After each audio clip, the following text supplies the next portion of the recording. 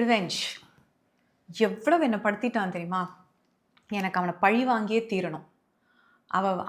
அவளை பழி வாங்கினா தான் எனக்கு தூக்கமே வரும். இவ்வளோ ஹார்ஷா பேசலைன்னா கூட முக்காவாசி அப்யூஸில் இருக்கிறவங்களுக்கு மனசில் இருக்கிற விஷயம் இதுதான். நான் எவ்வளவு கஷ்டப்பட்டேன், எந்த பிரச்சனையுமே இல்லை, எவ்வளோ ஜாலியாக இருக்காங்க, எனக்கு அதுக்கு ரிவெஞ்ச் வேணும். ஒரு பொண்ணு வந்து she book 2 sessions continuously for 2 hours she was talking to me about taking revenge of that person. Ma'am குடுத்துருமா, டிவோர்ஸ் அப்ளை பண்ணிட்டாங்க. She saying I am going to fight for I am not going to give him divorce. உனக்கு தான் அவனை பிடிக்கலையா, அவன் இப்படிலாம் பண்ணுறானே, பிடிக்கல, ஆனால் அப்படிலாம் நான் டிவோர்ஸ் கொடுக்க மாட்டேன் மேம். எவ்வளோ கஷ்டப்படுத்து, நான் கொடுத்துட்டா இன்னொரு பொண்ணை கல்யாணம் பண்ணிட்டான் பட் சந்தோஷமா இருப்பான் மேம். சரி, நீ இந்த டிவோர்ஸ் எக்ஸ்டெண்ட் பண்ணிட்டு என்ன பண்ண போற? இந்த ரிவெஞ்ச் வந்து சரியா அப்படிங்கிறத இந்த வீடியோவில் பார்க்க போகிறோம். அது பார்க்க போகிறதுக்கு முன்னாடி, this is doctor Divya Pratheeba, your somatic trauma informed abuse recovery coach. Narcissism, healing, therapy இது பற்றி நிறைய தெரிஞ்சுக்கணும் அப்படின்னா நீங்கள் கண்டிப்பாக என் சேனலை ஃபாலோ பண்ணணும். ரொம்ப இன்ட்ரெஸ்டிங்கான ஃபேக்ட்ஸ் நிறையா அப்பப்போ நான் ஷேர் பண்ணிகிட்டே இருப்பேன். So yes, coming into revenge. Revenge நல்லதா, ஃபர்கிவ்னஸ் தப்பா அப்படிங்கிறது தான் நம்ம பார்க்குறோம். சரி, எப்போவுமே ஃபர்கிவ்னஸ்ன்னு நம்ம சொல்லும்போதே நம்ம என்ன நினச்சிக்கிறோன்னா, அந்த பர்சன் பண்ணதை கரெக்டுன்னு அக்செப்ட் பண்ணுறதுன்னு நினைக்கிறோம் ஒன்று. இன்னொன்று, அந்த விஷயம் நடக்கவே இல்லை அப்படின்னு நம்ம திங்க் பண்ணணும், அப்போ தான் அதை வந்து நம்ம ஃபர்கிவ் பண்ண முடியும்னு நினைக்கிறோம். அதுவும் கிடையாது. ஃபர்கிவ்னஸ்ங்கிறது it is for you, it is not for that person. மன்னிச்சு விட்டுறலாம், என்னமோ பண்ணிட்டு போகிறான், பண்ணான் தான், என்ன அதை அஃபெக்ட் பண்ணிச்சு தான், பட் அவனுக்கு வந்து ஹீ டசன்ட் ஹாவ் தட். அவன் சொல்கிறேன் அப்படின்னா, my niche is for women. So mainly I take narcissist as men and I take victims as women because என்னோட நீஷ் அப்படி. I don't mean that all men are narcissists. I have seen some wonderful men in my life. என் அப்பா, என் தம்பி, நிறைய பேர் இருக்காங்க. நான் எல்லாரையும் பொதுப்படையாக சொல்லலை. மெயினாக என்னோட டார்கெட் ஆடியன்ஸ் வந்து விமென்ங்கிறதுனால I talk like this, but I don't mean all men are narcissist and I don't mean all women are victims. இப்போ நான் நிறைய வீடியோ ஷேர் பண்ணியிருக்கேன், ஒரு அம்மா வந்து நார்சிசிஸ்டாக இருந்து அவன் பையனை வந்து எவ்வளோ தூரம் டார்ச்சர் பண்ணியிருக்காங்க அப்படின்னு. So it's just like it comes in flow because I talk a lot about men to women, அதனால இந்த மாதிரி ஃப்ளோ வருது. So we were talking about revenge, no, forgiveness. So இப்போ வந்து அவங்களுக்கு வந்து அவங்கள வந்து மன்னிச்சு விடுறதுங்கிறது நம்மளோட நிம்மதிக்காக. இப்போ அதை பிடிச்சிக்கிட்டே இருந்தோம்னா அதை பற்றியே யோசிச்சுட்டு இருக்க போகிறோம், அந்த எனர்ஜிலேயே இருக்க போகிறோம். அண்ட் அந்த ஸ்பேஸ் வந்து will be occupied by that person. Let that person go, create a new space so that someone else can come and fill that space. So I'm asking you to forgive them for yourself, not for them. Okay, அடுத்து revenge. சரிம்மா, நீ ரிவெஞ்சை எடுத்துரு, அந்த person suffer பண்ணிடுறாருன்னே வச்சுக்கோ. Okay, அதை பார்த்துட்டு நீ சந்தோஷப்பட்டுற, right, நடந்துருது. Nucleus அக்யூமென்ஸ்னு ஒரு ஏரியா இந்த brain will secrete dopamine hormone when you get this revenge. ரிவெஞ்சுங்கிறது நம்ம ஒருத்தர்னால சஃபர் ஆகி நம்ம ரொம்ப கஷ்டப்பட்டு சில காரியங்கள் பண்ணி அவங்கள வந்து சஃபர் பண்ண வச்சுட்டோம் அப்படின்னா அதுதான் ரிவெஞ்சு. அந்த மாதிரி நடக்கும்போது நியூக்ளியஸ் அக்யூமென்ட்லேருந்து டோபமைன் ரிலீஸ் ஆகி you will feel happy. Okay, you get that high, revenge high வந்துச்சு.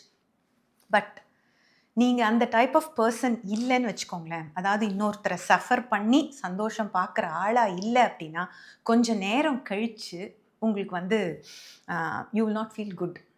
இது அண்ணாமலை படத்தில் ரஜினி வந்து அவரோட ஃப்ரெண்டை வந்து பழி வாங்குறதுக்காக என்னென்னவோ பண்ணி கடைசியில் அதை திருப்பி அவங்களுக்கே கொடுத்துருவார். அந்த வீட்டை கொடுத்தப்போ அவங்க ஒய்ஃப் வந்து அவங்க கிட்ட கேட்பாங்க, என்ன என்னால் உங்களை புரிஞ்சிக்கவே முடியல அப்படின்னு. என்னாலே என்ன புரிஞ்சிக்க முடியாது. ஏன்னா ரிவெஞ்ச் வந்து will not give that satisfaction for ever. அது அந்த கோவத்தில் அந்த இதில் பிடிச்சிக்கிட்டு அதே அந்த படத்துலேயே அவரே சொல்லிட்டு இருப்பார்ல, அவர் வந்து அந்த ப்ராப்ளம்லாம் வர்றதுக்கு முன்னாடி வரைக்கும் அவ்வளோ ஒரு சந்தோஷமான ஒரு பர்சனாக இருப்பார். அவங்க ஃப்ரெண்டு வந்து அவரை ஏமாற்றிட்டாங்க, அந்த வீடு இடிச்சிட்டாங்க அப்படிங்கிறதுக்காக rest of his life he will be like, அவங்கள ரிவெஞ்ச் எடுக்கிறதுலையே சந்தோஷமே இருக்காது அவர் ஃபேஸில். அந்த சந்தோஷம் எப்போ வரும்னா ஃப்ரெண்டு அவர் மன்னிச்சு அவர் திரும்ப அவரோட ஜாயின் பண்ணுறப்ப தான் வரும். ஓகே, நான் வந்து இப்போ ஜாயின் பண்ண சொல்லலை, பட் மறந்துடுங்கன்னு சொல்கிறேன். இந்த மாதிரி மன்னிச்சு விட்டுட்டோம்னா நமக்கு ஒரு ஹாப்பினஸ் கிடைக்கும். So when you take revenge and you feel happy, that happiness is only very short lived because you are not that kind of person who gets pleasure. I'm sorry, நீங்கள் வந்து அந்த மாதிரி பர்சன் கிடையாது, ஒருத்தரை கஷ்டப்படுத்தி சந்தோஷப்படுத்துறது. So உங்களுக்கு கண்டிப்பாக சந்தோஷமாக இருக்காது, you will go down. And இன்னொன்று என்னென்னா, மறுபடியும் உங்களுக்கு அந்த சந்தோஷம் வரணும்னா இந்த ரிவெஞ்ச் இன்னும் பேடாக இருந்தால் தான் இன்னும் கொஞ்சம் சந்தோஷம் வரும். So it's not the right path. என்னோட கிளையண்ட்ஸே வந்து என்கிட்ட இன்னும் இன்னும் ஜாலியாக இதை சொல்லலாம் அப்படின்னா, நான் என் ஃப்ரெண்ட்ஸ் கிட்ட முன்னாடி பேசிட்டு இருக்கும்போது, யாராவது ஏதாவது இது பண்ணிட்டாங்க, எனக்கு அப்படி கோவமா வருது. என்ன பண்ணுறதுன்னே தெரில. இதனால இது ஒண்ணுமே பண்ண முடியாதா? அப்படின்னு சொன்னா, என் ஃப்ரெண்ட் ஒருத்தர் சொன்னாங்க அப்போ. திவ்யா, நீயா திரும்பி பண்ணினா இவ்வளோ தான் குடுக்க முடியும். கடவுள்கிட்ட விட்டுரு. அவரு எவ்வளோ வேணாலும் குடுப்பாரு. அவரால குடுக்க முடிஞ்ச அளவுக்கு குடுப்பாரு அப்படின்னு. ஆனா ஃபன்னி நோட் எனக்கு அப்ப ரொம்ப சந்தோஷமா இருந்தது அவர் சொல்லும்போது. சரி நான் விட்டுர்றேன் அப்படின்னு சொல்லிட்டு விட்டேன். இத வந்து நான் என் கிளையண்ட் கிட்ட ஷேர் பண்ணும்போது, மேம் அது நடந்துருச்சா மேம்? அந்த மாரி நடந்துச்சா? அப்படின்னு சொன்னா, நான் அத திரும்பி கூட பார்க்கல. அது நடந்ததா? நடக்கலையா? அத பத்திலாம் நான் கவலையே படல. Because I am concentrating on myself. I am concentrating on my growth. I am concentrating on my piece.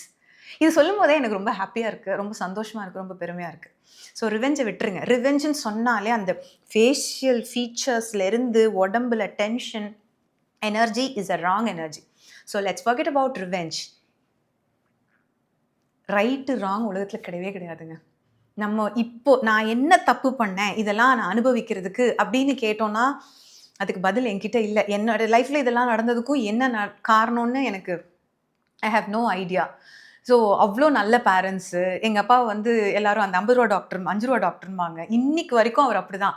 எல்லா பேஷண்ட்ஸுக்கும் என்ன ஃபீஸ் குடுக்குறாங்களோ வாங்கிட்டு, அப்படிதான் அவரு பார்க்குறாரு. அவர் பொண்ணுக்கு எதுக்கு இப்படி ஒரு லைஃப் அப்படின்னு யோசிச்சோம்னா, இதுக்கெல்லாம் ஆன்ஸரே கிடையாது. But I made my life happy by concentrating on myself, forgetting about my past. So அது வந்து that is how it works. Revenge வேண்டாம், விட்டுறலாம். ஓகே. ஸோ உங்க ஃப்ரெண்ட்ஸ், உங்க ரிலேட்டிவ்ஸ்ல யாராவது இந்த கோவத்த பிடிச்சு வச்சுக்கிட்டு, எனக்கு இவங்கள ரிவெஞ்ச் பண்ணியே ஆகணும்னு நினைக்கிறாங்கன்னா, அவங்களுக்கு ஃபர்ஸ்ட் இந்த வீடியோவ அனுப்பிச்சு விடுங்க. இன்னும் இந்த மாரி நிறைய இன்ட்ரெஸ்டிங்கான வீடியோஸ மறுபடியும் நான் உங்கள வந்து பார்க்குறேன். அது வரைக்கும் don't forget, keep smiling. This is doctor Divya signing off.